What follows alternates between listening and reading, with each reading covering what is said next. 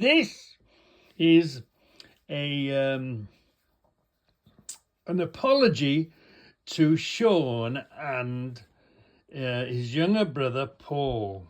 He asked me a question the other day. He says, if he's got an Arctic license, a C+E, can he drive a tractor unit on its own with no trailer? And I said he couldn't. I don't really know what was in my head. I'm guessing because I said it couldn't go to that weight. But I'm only guessing. I had in my head, if you're governed by, if you go over a little light bridge, say you came to an 18-ton bridge and you were empty and you were only 16-ton, but you were driving a 20-ton truck, although you were less weight than an 18-ton bridge, you are classed as the weight that you can be, not the weight that you are. So maybe I confused it with that. I don't know. Anyway, my advice, first of all, is don't listen to idiots like me, right? Because I got it completely wrong. You can drive a truck, an Arctic unit, with a Class 2 license because it hasn't got a trailer on it. The C plus E, the only reason that Class 1 is a Class 1 is because he's got the plus E in the sign, and plus E means the trailer. So if you haven't got a trailer, because you think of the weight, if you think of heavy cranes, you can have a 50 or a 40 or a 50-ton crane, as long as it's a rigid. You can drive them on a Class 2. Yeah, it's mad. Yeah. So I was completely wrong. And how can I be completely wrong with these books? The thing is, my advice to anyone that's got their license now, you know what the transport industry like. Everybody's an expert. Everybody knows everything. You ask me the question, you trust and believe, because I'm older and wrinkly and been on the road a long time, I know the law. I only know the law, what's in my head, but if I know the law wrong, I could be telling you and you'd be doing something wrong. So in the car boots, on the eBays, and even if they're out of date, the laws change, but they don't change much. But I found something a little funny. Look at this book here. Wow. This goes back to let me just open this up. I think this book goes back to 1987. Look. So he's got a right old age. And that was when there was Class 1, Class 1A, Class 2, Class 2A, Class 3. Who remembers the Class 3? Yeah. So this is the old classes. But the new classes are C plus E. Plus E meaning the trailer. So my advice is to Paul, and actually drivers should really have at least some literature, even if it's old literature. This is 25 years old. Even if it's old literature, the laws don't change a lot. They do a bit, but they don't. Do you know what? If you've got no law book, it's better to pick up a law book or a handbook somewhere in the car boots if you see them. 2018 is my sort of newest. If you really want to go down that path, you should get the Hughes Guide to Law, and these update. And what you do is you subscribe and you pay so much a month and they update it. I think this now has gone online. You can subscribe to the books and they update any rules and regulations, because all the time they're changing and swapping, aren't they? They are tinkering at the edges, but at the same time they're a good guidance. Do you know what I mean? So if you can't pick up a new up-to-date book, it's always worth hanging on to your books. So if you're not sure, you know, you don't have to rely on an old git like me that got it completely wrong. Give completely the wrong advice. Yeah. So this is my admission. This is my apology to, I guess, young Paul. Yeah, young Paul and Shaun for giving the wrong advice. So yes, you can drive an Arctic unit as long as it hasn't got a trailer. The thing that the fifth wheel has to be disconnected doesn't matter. The fact that you might have to have the fifth wheel have a cover over it, that doesn't matter. C plus E means plus E is a trailer. So if you haven't got plus E, you can't pull the trailer. So yeah, sorry boys, I cocked it up. My advice is worth the paper it's written on. But the other advice that I think is good advice, pick up the books or hang on to the books. Don't sell them when you've done your bus test and your truck test, which are very similar. I picked these out of transport offices. The boys, they've had a new one, so I said, "Oh, can I have your old one?" So some of the transport offices have these books, and they have the updated ones.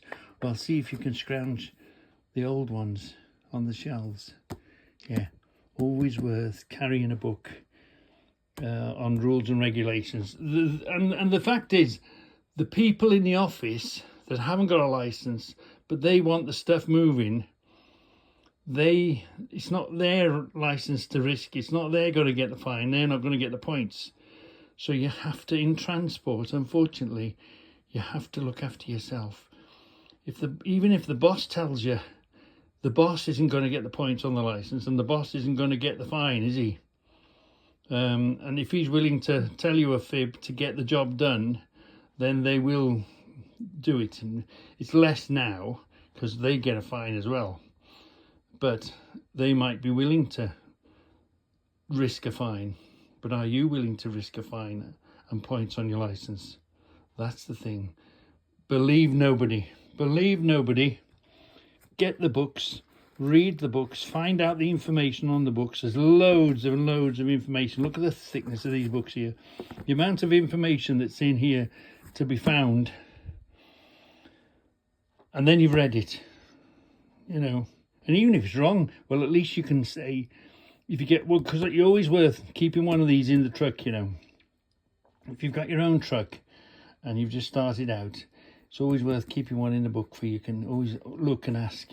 And, you know, if you can swerve it next time, because sometimes you do a thing, you don't feel it's right, but you're not going to stand there and argue, are you? What you're going to do, which I did a lot, was I'd go and check it. Did he make me break the law today? Oh, and then I would go and check, and then I'd swerve it next time, or at least I'd have something to stand. Or, I mean, in the past, I've took the book to work with me, years and years, because, you know, I've been on the road a long time. I've been through a few companies, more than hot dinners, as you might say, and we've had plenty of run-ins. It's the nature of the work. It's the nature of the business. The man that's telling you what to do is only interested in getting the shit moved from A to B. He doesn't care about you and your license and your driving. He doesn't care because his customer wants this moving from A to B. Yeah, and if he pushes you near the edge or over the, you know, it happens. That's the industry that you're in. It's the fact of life, you know. People want stuff moving. Whether it sticks out too far or it's too wide or you should have this. Or, you know, you should have markers or, you know, the equipment. If it's in the book, you can then take the book into work and say, oh, by the way, look, I've read that here. Then you can face them up. Because a lot in the transport industry, there is a lot of BS. A hell of a lot of BS. There's good, honest, good drivers and bosses out there. but there are also some real dodgy bosses and real dodgy drivers that'll do anything. You know, the old-fashioned ones, I like to say. The youngsters know, they're more clued up. But yeah, the old boys just get it done. So, and I'm one of the old boys. Anyway, that's my apology to Shaun for giving the wrong wrong advice, and to Paul. I hope you accept it. Let's have a look. Let's have a look at my license and what it says on it. There we are. So here's my bike license. Guessing that's a 125. I'm not sure what that is. A1 and A2. Don't they? I don't know. I'm not really sure. All I know is I've got my bike license. Got it in 96. Right. So here's my car license there. B and B1. Here's 2, which is a rigid look.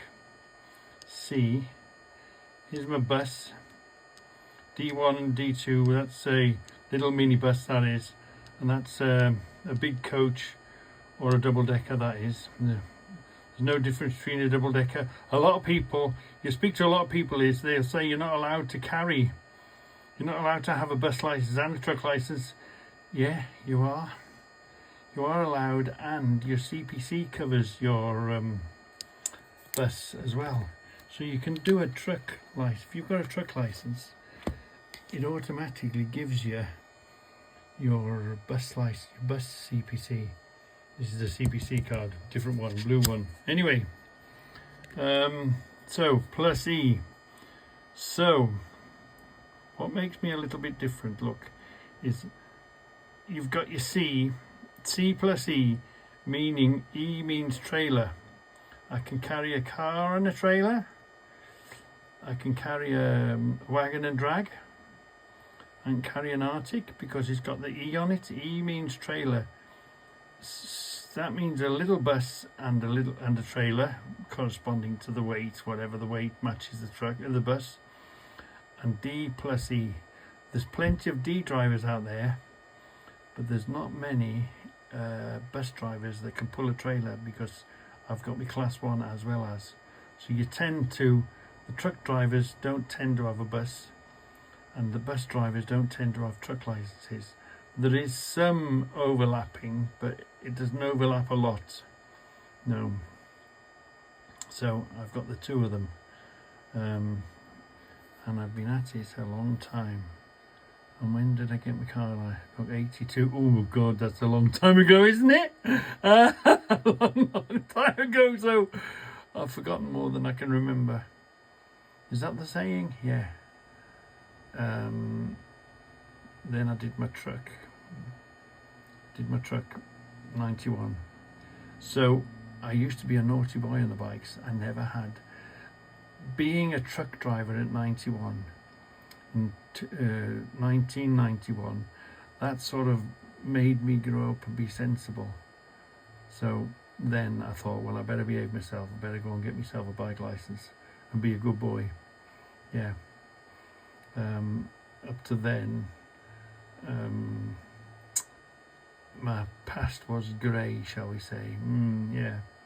So yeah, it was this what made me, that turned me into a more car drivers. Trouble with car drivers, they're not in this world, they don't understand this world, and they've got no reason to know or understand about it. But once you become, they call it professional driver, don't they? Once you've got your class 1, you're in another whole world, and all of this lot is beneath you, as you might say. So it makes you more responsible, supposed to make you a more responsible, a more better driver, and not better driver, no more, you know what I mean.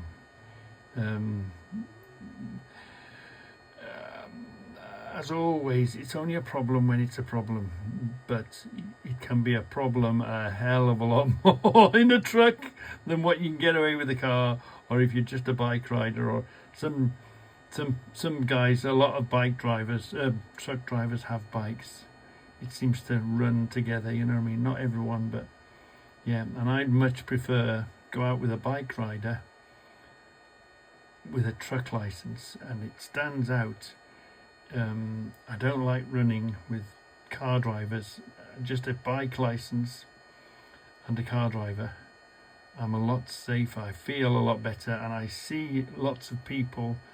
It stands out. You go out with a biker that's got a truck license, you're much happier behind him than a bike rider that's just got a car license. Yeah, they just see and react, and because you have to. Do you know what I mean? It's a different skill set, shall we say? It's different ball game. Different. Do you know what I mean? So anyway, that's 82. Last time I took a test was my bus. It was 2010. Yeah. So it's been a few years, and I only wanted a little bus license, but because I had my truck license, it would be crazy not to go straight for the big license, wouldn't it? I wasn't gonna, we're truck snobs, aren't we? I'm an Arctic driver, I'm not a rigid driver, you know what I mean? That snobbery exists within me, shall we say. I don't drive rigid. Yeah.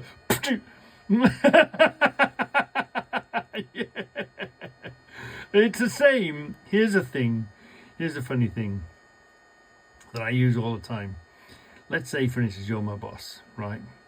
And you said to me, Reggie, I want you to dig a hole in the ground. The trucks are a bit quiet, or I'm working for you. You don't know anything about me. Blah blah blah. Reggie, I want you to dig a hole. I'd say to you, well, I've got a piece of paper that says I don't have to dig that hole. And you might come back to me and you might say, why, Reggie? Have you got a sick note? Are you disabled? Or, you've got a sick note, you can't dig the hole. No. I'll say, I've got a class 1 license. You can get stuff. I don't dig holes. It's you'll never be skint and you'll never be out of work. You'll work your arse off. You'll put the hours in, but you'll never be skint, simply because the hours you have to do if you're a truck driver, and you'll never be out of work if you're a truck driver. Even if you smash them up, all you do is walk out and go to the next firm down the road. Yeah, it's the nature of the business. Do you know what I mean? Yeah, so it's a handy skill to have, and if you're into driving in any way, if you enjoy driving in any way, shape or form, especially the youngsters, if they want to have yes, you can make money elsewhere in a firm doing a specific skill within that firm, but if it all goes tits up and you're thrown out the door, your skills ain't worth a damn thing. Same as being a squaddy. If you're a squaddy, you might be a good soldier, and you might be able to kill people, but once you're dishonourably discharged, or once you've given your notice in, and once you want to leave, it don't matter how big you were in any other job, this piece of paper, this class 1 license, is invaluable, and it's costing more and more and more, but there's more and more shortage. Another thing about the class 1 license that I can show you and tell you, and you can check with your own eyes, we're all old kids. If you want to work until you drop, get yourself a class 1 license. We're all old. You don't see, there's lots of work out there that is good for young, strong people, scaffolders, electricians, blah blah, and labourers, bricklayers, all the rest of them. They all wrinkle up and die when they get old because they can't do their job. They physically can't do their job. But you start noticing how many really old guys are still in work driving trucks. It's a secure financial future. That's all I can say about it. Right, okay. One more thing to add.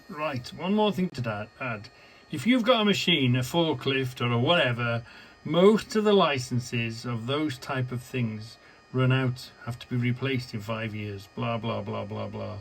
The great thing at the moment about a truck license and a car license and a bike license, once you've got it, okay, you can lose it, you can add up points, you can get caught and blah blah and lose it, But once you've got your license, you don't get retested, you've got it for life. So I passed my car in 1982 with 1980 rules and regulations, and nobody has tested me again. And the same thing applies for trucks. Once you've got your class 1, as it stands at the moment, nobody has to retest you or do anything like that. You've got your license, that's it. It's not a thing that sort of, all right, now I've got to take my medical every year because I've had to take it since I was 60. Yeah, you have to take your medical every year. Yeah, and now it's every was it every 5 years? I can't remember. There was a point where you had to have it every 5 years, and then now I have to have a medical every year. It's not a bad thing, really, I don't suppose, because we're all getting older and more knackered, aren't we? So anyway, yeah, once you get your license, once you get your driving license, that's it. No more refresher, no more any of that sort of malarkey. So that's a good thing. That's a good thing about at this present time. You know, yeah. Now they've brought in this bleeding CPC. What a load of twaddle that is. They've slightly improved it. At one time, when it first came out, you had to do 5 modules. You could do the same module 5 times and still get your qualification. I think they've mixed it and matched it, and they've improved it, and they keep saying they're going to this and they're going to do that. But I do not approve of this driver qualification. It's a whole load of hogwash.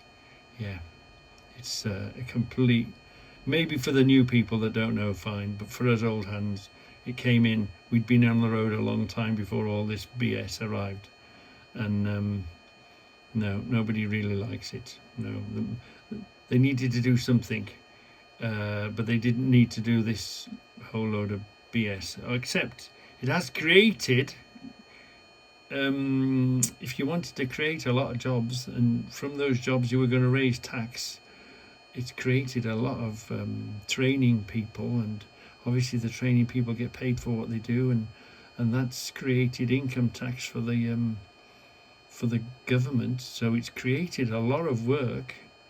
Much like recycling, which is something fairly new, and that's created a lot of work, which in turn has created a lot of income via the income tax to the government.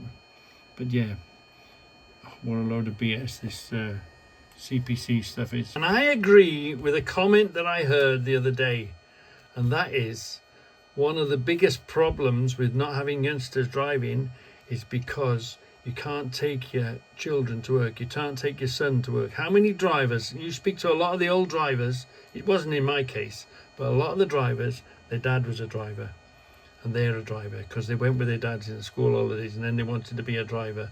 Now you can't take them with you, and even if the firm said yes, you can take your son with you on the holidays, they won't even be allowed into a lot of places, the docks. And that, what's the kid going to do? He's going to stay in the cab. He's not going to do anything. He's not going to go anywhere, is he? What danger is he in? Same danger as anyone else. But stopping the sons, and in other cases daughters, going with drivers has cut off a stream of drivers that want to do the job. And there's simply no youngsters coming into the business. There isn't. We have such a shortage of drivers, and we've got such a shortage of new drivers coming up. We're in big trouble. That's why they overwork us old gits.